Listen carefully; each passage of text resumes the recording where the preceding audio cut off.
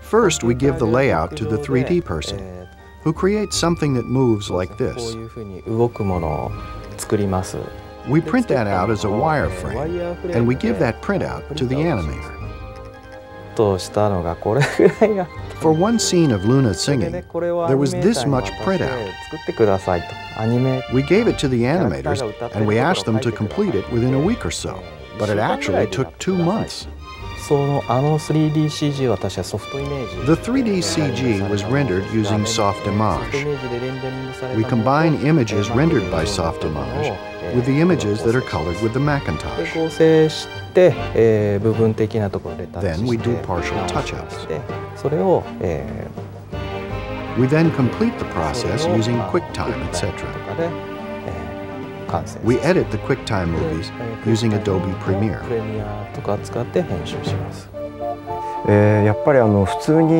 Usually, when you are involved in a production as an animator, your involvement is very restricted.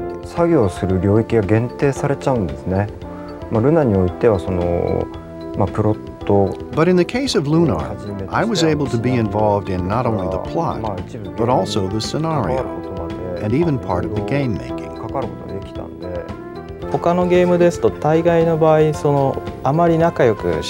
In other games, most of the time it is difficult for animation staff to work so well with the game staff. With Lunar, we could both work well together, argue well with one another. The long period of time involved in this project allowed us the opportunity to exchange ideas with one another. We all gained a lot from each other. Objectively speaking, the boat song is not a scene that is directly related to the game. When our schedule was getting a bit tight, it was suggested that we cut it for that reason. By having that scene, I thought it would be possible to show Luna's spirit through a more interesting approach than those used by typical games or animated illustrations. I insisted very strongly to keep this scene. And luckily, the producer and others accepted my opinion.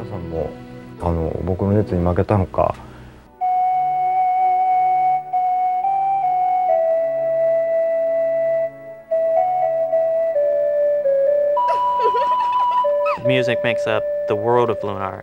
The magical spells are cast based on the musical songs, and that's pretty much your first scene with Luna, is she is singing. So the music is a very important part of this game.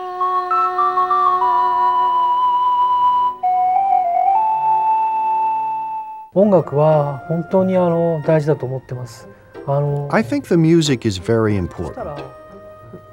There is a good chance that 70 to 80% of a scene's emotional impact can be attributed to the music.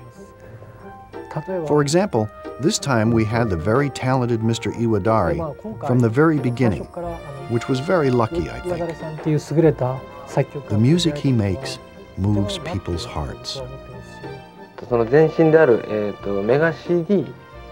I was in charge of the music for the first Lunar, the Mega CD, Lunar the Silver Star.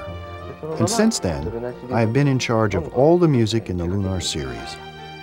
Iwadari does the actual music composition for Lunar, a number of other things too, but in this particular case, he does the composition for Lunar.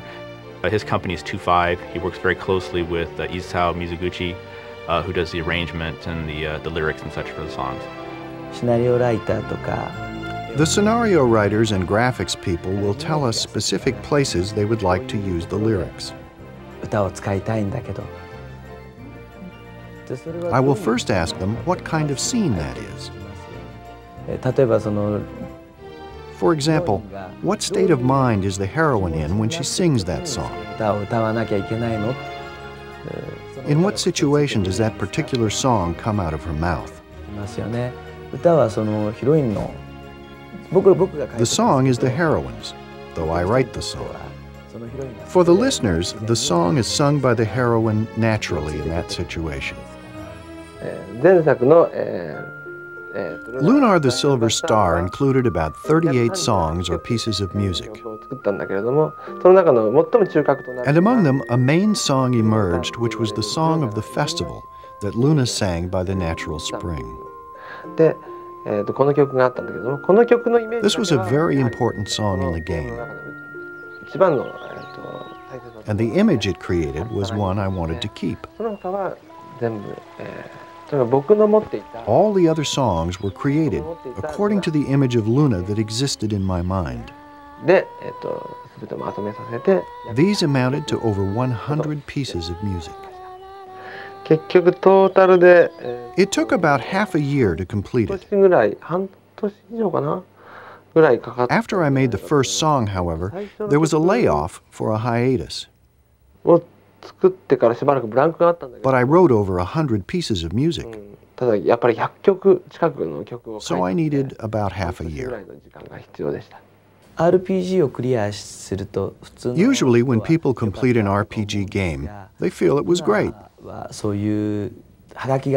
But for Lunar, because I received postcards, I know it is true. I get comments like, "I cried for the first time after finishing an RPG." I look at the mail from the users of the game and at the home page, and I see descriptions of them saying something like, "The tears come out when I listen to the opening song, Wings." People seem to be attracted by songs. And I hear these messages that say, "When I listen to the Wind Nocturne, it exposes the heart bare." There are some battle songs that people seem to like that make them feel heartwarming.